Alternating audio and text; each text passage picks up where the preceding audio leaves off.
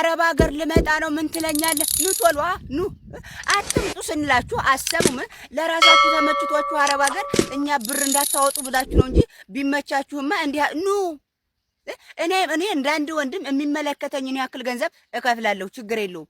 ግን ዋጥን ብደርቅ በድሽቃ ጆሮህን ቢልህ እኔ ታመ ብትወድቅ አይመለከተኝም።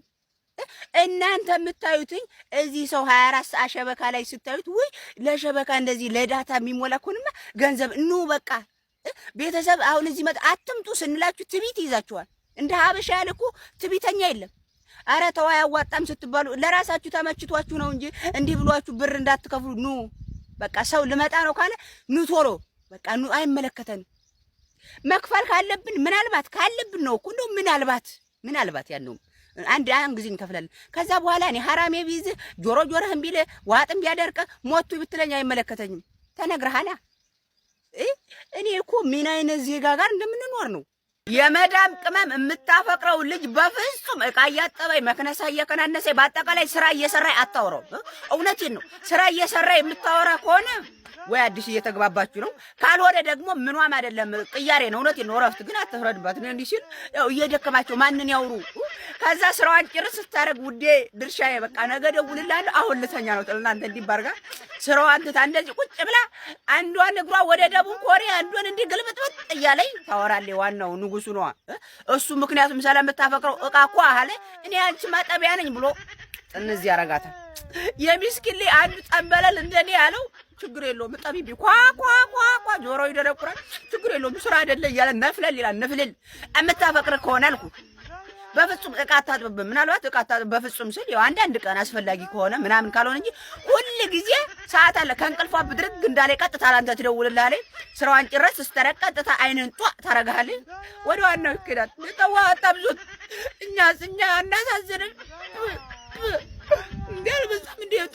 አዲስ ሰው ድውል አድርጎ እንዴት ምን አዲስ ነገር አለ አልጠፋህም ምናምን እንደሚለኝ ሰው ቀጥል የሚያደርገኝ የለም። ምን አገባችሁ? አዲስ ቢኖር አሮ የሆነ ሴት ታውቁታላችሁ። አዲስ ነገር ቢኖርስ የታውቄ ነው የምነግራችሁ። ማልበል ስትባሉ ሰላምታ አይቀድምም። እኛ እኮ ሰላምታ እንደሚቀድም እናውቃለን። በመጀመሪያም ሰላም ስትሆነ ሰላም ብለናል። ሰላምታ አይቀድም። ኧረ ተው በፈጠራችሁ ሰውኛው እንተሳሰብ። ተው ይሄ ስለ አዲስ ነገር አይመለከታችሁም። ማልበል ስትባሉ ደግሞ ሰላምታ በቃ አትበሉ። የምንጠይቃችሁን ነገር እናንተ እስከመጣችሁ ድረስ እኛ የመጠየቅ መብት ሙሉ አለን። አለቀ። ማንበል ስትባሉ እከሌ ይባባሉ። አይጥ በድመት ከሳቀች አካባቢዋ ላይ የምትገባበት ጉድጓድ አለ ማለት ነው። እውነቴን ነው። አንድ ሰው እንደው ዝም ብሎ ከመሬት ተነስቶ ልበ ሙሉነት ከተሰማው ሊሄድበት ጠቅልሎ እልም ሊልበት ያሰበ ቦታ አለ ማለት ነው። አሁን ስለሱ ማናወራለን እና አይጧ እውነቴን ነው። የሆነ የማትተማመንበት ነገር ከሌለ ከመጀመሪያ መሄጃዋን ነው የምትፈልገው። እንደዚህ ካለች ከድመቷ ፊት በቃ ልትገባበት ያየችው ያሰበችው ቦታ ስላለ ነው ማለት ነው። ዝም ብላችሁ ስለዚህ በቃ አትልፉ። እውነቴን ነው። ሰው ከተቁነጠነጠ ዝም በሉት፣ አትይዙትም። መሄጃውን ቀድሞ አስቧል። ሰበብ ብቻ ነው የሚፈልገው። በቃ ተውት፣ ፍቱት። ፍታት ይፍታውና በቃ ይሄድ ወደ መሄጃው። ደግሞ እነ ነገር በኪሽ እኔ ስለ አይጥና ስለ ድመት ነው ያወራሁት። ወደ ሌላ ምናምን መገልበጥ ማያዋጥ። በቃ አይጥና ድመት ትዝ አሉኝ አወራሁ። እኛ እድሜ ልካችንን እየወደቅን አንድ ቀን ራሳችንን አይተን ማናቅ ሰዎች ለምንድን ነው የሆነ ሰው መውደቅ እኮ አይደለም ትንሽ ሲደናቀፍ ሙሉ ቴንሽናችንን እዛ ሰው ላይ ምንጥለው? እውነቴን ነው። በተለይ ደግሞ ከፍ ያለ ሰው ከሆነ ማለት በቃ ጠንክሮ በርትቶ የሆነ ቦታ ደርሶ ከዛ በኋላ የሆነ ትንሽ ምክንያት ነው የምትፈልጉ ሰንከል የሚያደርገው ነገር። ከዛ የራሳችሁን ረስታችሁ በቃ እዛ ሰው ላይ ሁሉ ነገራችሁ። እኛ እኮ ለምደናል። የኛው ርቀት ተለምዷል። ከልጅነት እስከ አሁን እድሜ ድረስ አንድ ነገር ሳሰሩ የለም ውርቀታችሁ እናንተ ተለምዷል። እናንተ ሁሌ እንደ ጓጉንቸር መሬት ለመሬት መሄድ ነው። እንደዚህ እንጦጥ ፈረጥ መልሶ እንጦጥ ፈረጥ ነው። ሌላ ሰው ላይ ለምንድን ነው የምንሮጠው? በተለይ አልኳችሁ የተነሳ ሰው ከሆነ ከውርቀቱ ተነስቶ የሆነ ቦታ የደረሰ ሰው ከሆነ አለቀ። እንቅፋት ነው የምትፈልጉት፣ መውደቅ አይደለም። ትንሽ እንደዚህ ካሰናከለው ገፍትራችሁ ድፍት ነው የምታረጉት። በአሁኑ ጊዜ ለአማርኛ ይቅርታ፣ እውነቴን ነው። መልክም ትምህርትም እውቀትም ሞያም አቋምም የሌላት ሴት ከወንድ ልጅ ጋር እኩል ትፈጋለች።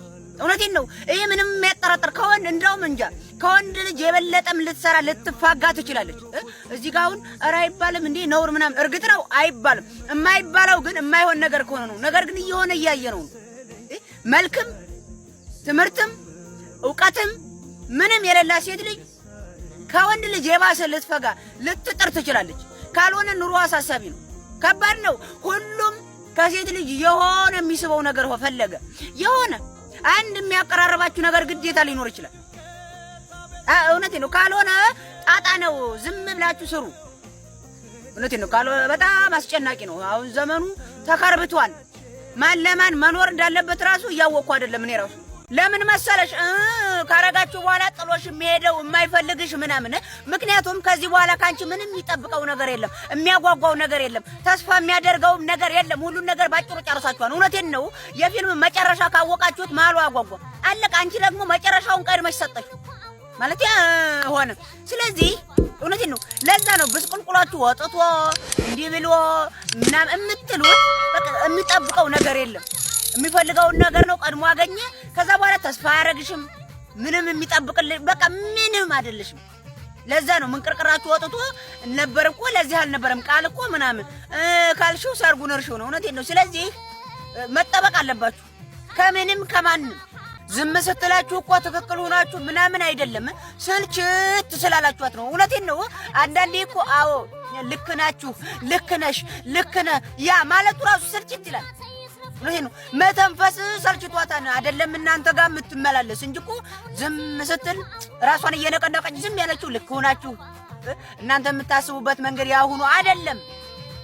በቃ ሰው ዝም ብሎ ይሰለቻል አይደለም መመላለስ። አዎ ማለቱ እሺ ማለቱ ይሰለቻል። ሰው ተረዳዱ። እነዚህ ነው። ሰው ዝም ሲል ዝም በሉ። ተረዳን ሲባል የሚያወሩትን ብቻ አይደለም ዝም የሚሉትንም ተረዷቸው። እንዴ ያሁኑ ዘመን ወጣት እኮ አይደለም የህይወት ውጣ ውረድ ገጥሞት እንቅፋት ሲመታው ሁላ ወደ እናት አባት ነው የሚዞረው። እውነቴን ነው። ማን ውለዱኝ አላችሁ? እኔ ውለዱ ብያቸው ወለዱኝ። ለዚህ መከራ ከሆነ ባይወልዱኝ ለራሳቸው እንድሰራ ምን ሰርተላቸው? አዛባ እኮ ነው የሆንኩባቸው። ምንም አልሰራሽላቸውም፣ አልሰራላቸውም። አበሉ እንዳሳማ በልተ ገና በ15 ዓመታችሁ ፍቅር እያላችሁ ተላልጣችሁ ወጣችሁ ቀራችሁ። ምን አገለገላችሁ? እውነቴን ነው። እንደው ለማማረር ፈጣሪን አልነው። አሁን ደግሞ ወደ ቤተሰብ ተዙሯል። ማን ውለዱኝ አላችሁ? ለራሳቸው ሲሳሳቱ ወልደውኝ እንጂ ማን ተሳሳተ? እነሱማ ልጅ አለን ባያገለግል ቢያንስ ሲፈጠር ብለው ነበር ወለዱ። የህይወት ስቃይ እኮ ስቃይ ነው። አንዴ ስቃይ አይደለም የህይወት ፈተና አይደለም እናት አባት ቤተሰብንም ያነጋግራል። እኛ ተናገሩ አልተባለም፣ ግን እንደው ስትናደር ሰው በእንቅፋት እኮ ነው። እንቅፋት አደናቅፎ ከወጣ ምን መከራ እድሜ ልክን ስቃይ እያልን ነው ስቃይ የምንጨምረው። ከማጣቴም ጋር ልስማማ ከማግኘቴም ጋር ልስማማ። እንደው መከራ የሆንኩ ልጅ እኮ ነው። እውነቴን ነው። ሳጣም ይጨንቀኛል፣ ሳገኝም ይጨንቀኛል። ቆይ ከየትኛው ይሆን? ካጣው ያዝ ፈልግ አምጣ ይለኛል። ልክ ሳገኘው ልጣለው፣ ላስቀምጠው፣ ልስጠው፣ አልስጠው በቃ በጭንቀት ልፈነዳ። ሳገኝም እጨነቃለሁ፣ ሳጣም እጨነቃለሁ። እንዴት ዋል በዛም እንዴ ነው ወይ ዳውኛ ያምርብኝ ሀብታሙኛ ያምርብኝ ሁሌም እጨነቃለሁ ማለት ነው። አስባችሁታል? እንዴት የትኛው ነው የሚያምርባችሁ እናንተ? እኔ ተው እንዴ ቆይ ምናልባት ብዙ ሀብታም ጎንኩኝ፣ ብዙ ሀብታም ነው የሚባለው ትልቅ ሀብታም ጎንኩኝ። ጭንቀቴን ባቆም ስጦኝ ትልቅ ሀብታም እንደሆነ ጎረቤቴ መኪና ይግዛ ሲያመኝ ያደርሰኛል ይል ነበር ሰውዬው። እውነቴን ነው። ካጠገባችሁ ያለ ሰው ከጎናችሁ ያለ ሰው መለወጥ ለእናንተ ይጠቅማን እንጂ አይጎዳችሁም። ዝም ብላችሁ ነው ውስጥ ለውስጥ እንደትር አትስለክለኩ።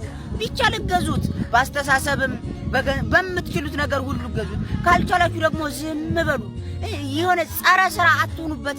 እውነቴን ነው። እናንተ ወደ አንዳንድ ሰው አገዝ እኔ ላንተ ብዬ ነው። እውነቴን ነው። አይ ካልክ ተው፣ ግን ላንተ ብዬ ስለሆነ እችን ነገር ልናገር እያለ መርዝ ይረጭበታል ወደ ዓላማው እንዳይሄድ።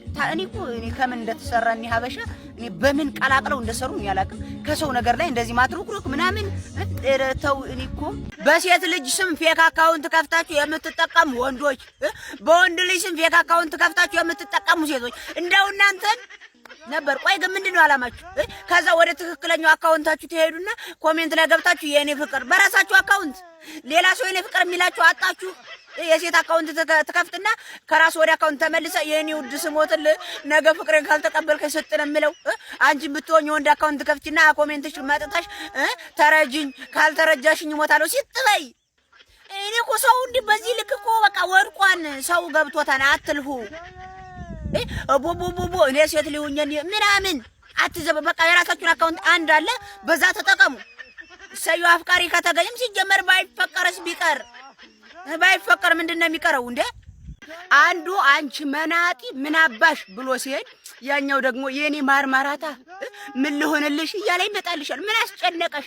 አሁን አንዳንድ ሰው ሚዲያ ላይ እኔ ማለት እኮ የመጣን መቀበል እንጂ የሄደ ምናምን አልቃሻ ሁላ እንደዛ የምትሉት 2-3 ሰው እንባችሁ ደም እየወረደው አልቅሻችሁ ሸኝታችሁ ነው። አሁን መጣ አልቃሻ ሁላ በቃ ይሄዳ። ምንም እኮ ችግር የለውም። በተለይ ሴት ልጅ እኮ በቃ ውድ ክብር ንግስት ናት። እውነቴን ነው። አንዱ 24 ሰዓት በሄደ 24 ሰዓት ሳይሞላው አንዱ እናትዬ ህይወቴ ዓለሜ የኔ ሽኮር ምናምን እያለ ይመጣል። መቀበል ያ ሲሄድ ደግሞ ጭልጥ ይበል። አይ ካላችሁ ስልካችሁ ላጥፉና ስራችሁን ስሩ። ምን እዚህ እንዴ